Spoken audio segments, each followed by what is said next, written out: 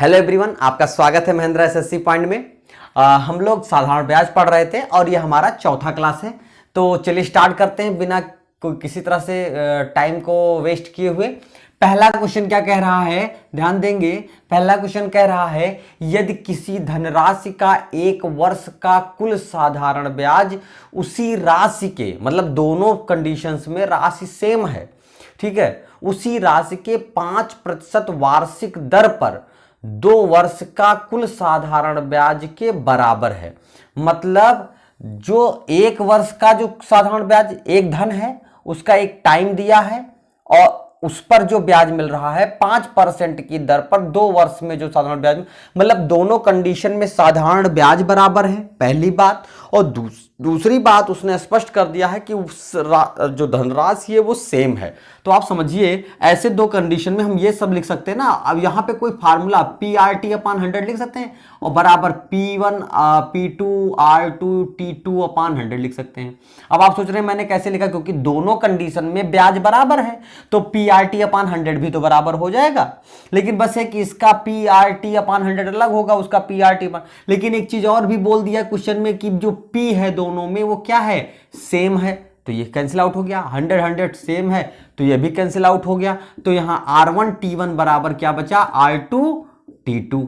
समझ में आ गई होगी। तो इस सवाल के लिए हमें बस कोई फार्मूला नहीं होता, बस समझना है। आप फार्मूला रख दीजिए। पहले कंडीशन में कह रहा है कि एक वर्ष में किसी ब्याज दर पर, एक वर्ष में किसी ब्याज दर पर, और दूसरे में लिखा है 5% वार्षिक दर से कै वर्ष के लिए, 2।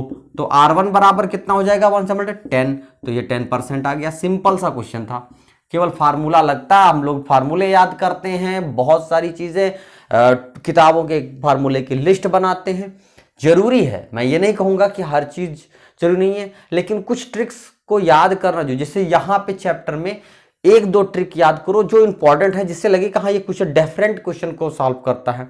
जब एक सिंपल क्वेश्चन एक सिंपल वे में है तो क्वेश्चन पढ़ना समझिए, क्योंकि क्वेश्चन की कोई जरूरी नहीं हो सकता टाइम डिमांड सेम कर दे, P और R सेम हो। तो आप कितने फार्मूले, इसी से 4-4 6-6 फार्मूले याद करेंगे, कितने फार्मूले याद करेंगे, है ना।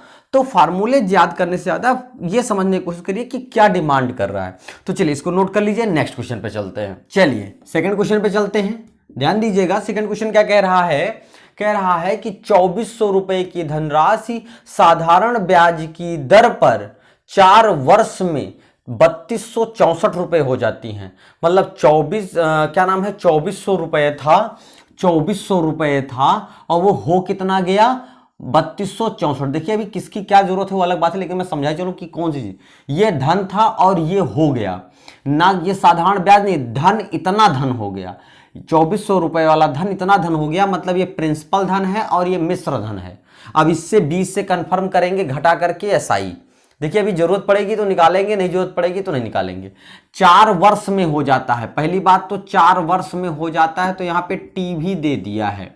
कितने वर्ष में, 4 वर्ष में हो जाता है। अच्छा एक बात और समझेंगे कि ब्याज की दर 1% बढ़ जाए तो 1% की क्या करना है, वृद्धि। तो हमारे हिसाब से, मैंने इस टाइप का क्वेश्चन मैंने लगाया भी है, फिर भी मैं यहां पे समझाना चाहूं, ये हमारा साधारण ब्याज है। साधारण ब्याज पर क्या होता है, चक्रवृद्धि ब्याज में जब आप वृद्धि करेंगे क्या नाम है पर्स में, तो उसमें क्या होता है कि हर बार मूल अमाउंट चेंज होता रहता है। क्यों, क्योंकि ब्याज को भी मूल अमाउंट में ऐड करके मूल अमाउंट बनाते हैं, तो हर साल के लिए अलग हो। लेकिन इसमें हर साल का जो ब्याज होने, हर साल का जो अमाउंट है, प्रिंसिपल है, वो सेम रहने वाला है। तो जो 1% की वृद्धि होगी वो किसके अकॉर्डिंग होगी, मूल अमाउंट के अकॉर्डिंग होगी। तो इसमें परेशान होने की जरूरत नहीं है कि हम अब लोग क्या करते हैं कि रेट निकालें और रेट निकालने के बाद उसमें 1 जोड़ करके फिर SI निकाल करके P निकाल, कोई जरूरत नहीं है सर। 1% बढ़ा ना, तो 1% कितना बढ़ाया वही पता कर ले और जो जितना बढ़ा वो ऐड कर दें। तो 1% कितना बढ़ा, 2400 का 1% बढ़ रहा है, वो भी कितने साल के लिए, 4 वर्ष के लिए, ठीक है। तो भाई 2400 का 1% होगा कितना, 24। सिंपल है, 1/100, 0 0 कैंसिल आउट, 1/100, ठीक है, 1/100 और आप 24 निकाल लेंगे, बहुत है, 1% 24 होगा। और 24 4 वर्ष के लिए कितना हो जाएगा, 24 चौको 96। तो मतलब 24 रुपये तो 96 रुपये, मतलब अगर 1% बढ़ रहा है तो टोटल कितना बढ़ गया 4 साल में 96 में। अच्छा, जो भी था उसके हिसाब से इतना हो गया था, इसने 1% और बढ़ाने की डिमांड की, तो जितना हो गया है उसमें 96 रुपया और जोड़ दें, मतलब फिर क्लियर हो जाएगा। तो 32 64 में 96 रुपया जोड़ेंगे तो आई थिंक हमें लग रहा है 633 3360 रुपये हो जाएंगे। कितने हो जाएंगे? 3360 रुपये। तो देखिए, साधारण ब्याज में कभी दर बढ़ जाए 1% 2% तो मूल अमाउंट का बस उतना परसेंट निकाल के जितने वर्ष के लिए कहे, जैसे 1% निकालना था मैंने 1% निकाला, जितने वर्ष के लिए बोला उतने गुना करके, उतने से गुणा करके और फिर टोटल अमाउंट में जो भी अमाउंट हो गया उसमें जोड़ देंगे, हमारा आंसर। लास्ट क्लास में भी मैंने ये चीज बढ़ाई है, ठीक है। तो चलिए इसे नोट कर लीजिए, नेक्स्ट क्वेश्चन पे चलते हैं। क्वेश्चन नंबर 3 पर चलते हैं। क्या कह रहा है कि कोई व्यक्ति 5000 रुपए की राशि का कुछ भाग 4% पर और शेष भाग 5% पर दर से साधारण ब्याज पर उधार देता है। 5000 रुपए का अमाउंट है वो, और उसी का डिविडेंड कर देता है, मतलब एक पार्ट अलग करता है दूसरा पार्ट अलग करता है, समझना है। और इसी 5000 में से कुछ अलग कुछ अलग, बात समझिएगा। एक को 4% पे दिया है और दूसरे को कितने पे दिया है? 5% पे दिया है, ठीक है। उसके बाद में दोनों को 2 वर्ष के लिए देता है और 2 वर्ष के बाद दोनों को जब ऐड मिला लेता है तो उसको पता चलता है कि उसे 440 रुपए खाली क्या मिले हैं? 440 रुपए ब्याज मिले हैं, इससे जितना ब्याज मिला था दोनों का मिला के।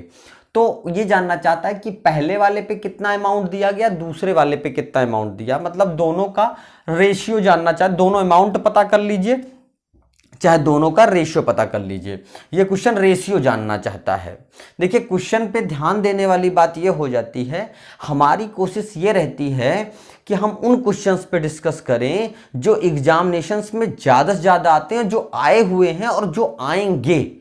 हमें ऐसे क्लास नहीं बनाना है या ऐसे क्लासेस पे डिस्कस नहीं करनी है कि बस पढ़ाए जा रहे हैं बच्चे के। कॉन्सेप्ट तो ठीक है, कॉन्सेप्ट तो हर वीडियो क्लियर कर रहा है, लेकिन ऐसे कॉन्सेप्ट का क्या फायदा कि जब बच्चे के क्वेश्चन पेपर्स में ना आए।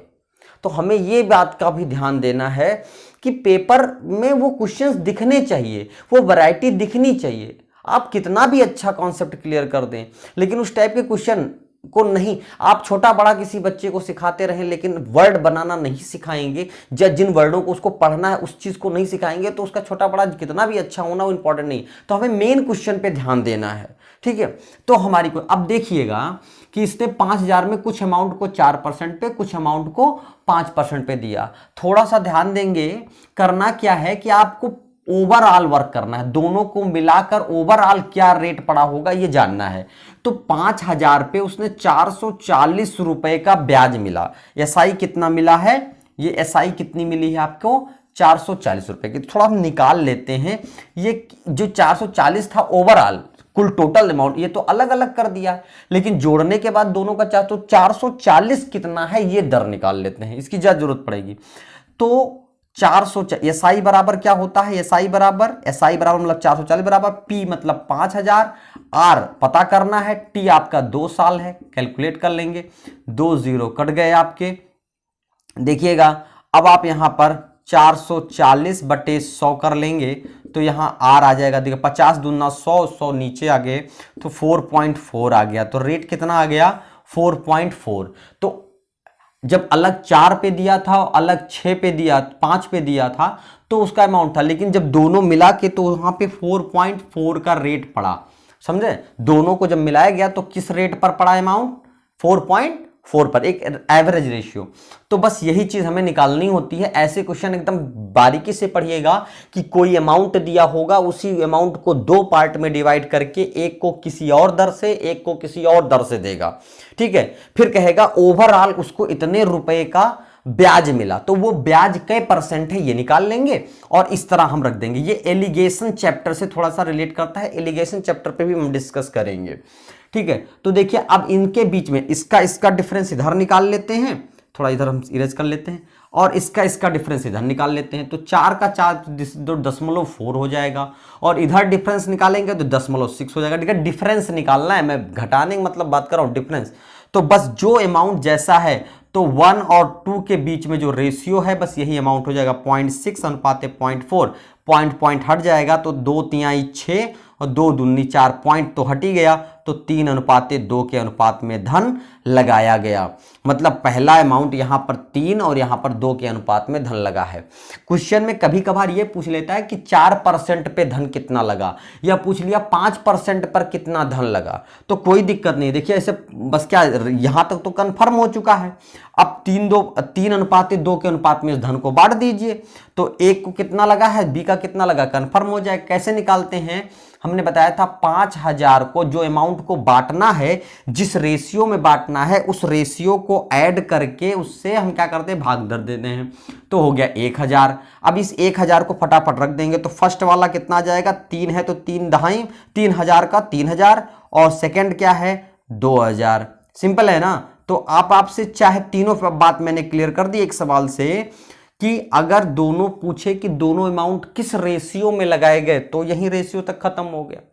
क्वेश्चन ऐसा पूछ लिया कि जो ये 4% पे अमाउंट लगा है वो अमाउंट कितना था, तो वो भी हम निकाल सकते हैं। या पूछे 5 अमाउंट पर कितना लगा था, तो वो भी हम निकाल सकते हैं। तो कोई भी चीज पूछे, एक ही क्वेश्चन में मैंने 3-4 टाइप के क्वेश्चन है।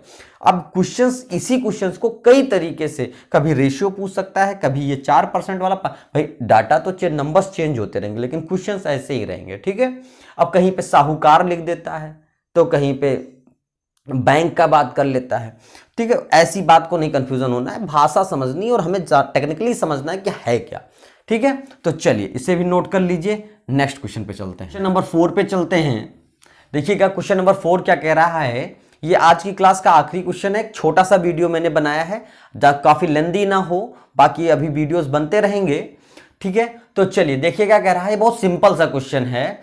कह रहा है कि 7300 रुपए को 5% की ब्याज दर पर 5%, देखिए ये पी आपको दे दिया है, रेट आपको दे दिया है। अब टाइम के बारे में इसने कहा कि 11 मई 1987 से क्या नाम है 10 सितंबर लिख दूं, एक हिंदी में अंग्रेजी में नहीं, 1987 तक। तो यहां से टाइम पीरियड हमें निकालना पड़ेगा, तो यहां से तो दिन निकलेंगे ना। तो ध्यान देंगे थोड़ा सा कि मई में कितना दिन गया, 11 से शुरू हुआ है, मई का महीना 31 का होता है, तो 11 से शुरू हुआ है तो 21 दिन तो होगा ही होगा भाई। 11 से तो 10 दिन तो उधर है, बाकी तो 21 दिन इधर है भाई। 11 शुरू हुआ तो 11 तो इंक्लूडेड ही है, तो ये हो गया मेरा 21 दिन। मई, जून में कितने होते हैं महीने, जून तो पूरा चला 30, जुलाई भी कितना चला आपका 31, अगस्त भी कितना चला आपका 31, और फिर सितंबर आ गया और इसमें केवल 10 ही दिन हुआ है।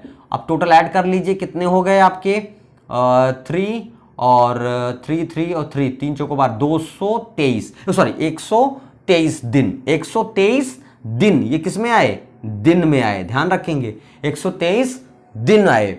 अब ध्यान समझेंगे, हमें इसमें पूछा है ब्याज एसआई क्या मिलेगा। देखिए खाली इतने का खाली क्वेश्चन था, ये समझाने के लिए बहुत सिंपल क्वेश्चन था।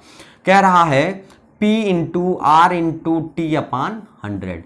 अच्छा एसआई निकालना है, P हमारा तो दिया है 7300, रेट हमारा 5% वार्षिक दिया है, तो ये जो दिया बंदा है ये भी वर्ष में होना चाहिए। तो 123 को किससे भाग कर देंगे, वर्ष में चेंज करने के लिए दिन को जब वर्ष में चेंज करना होता है तो 365 से भाग करते हैं और अपान 100 हो जाएगा। ध्यान देंगे कि अगर आप इसको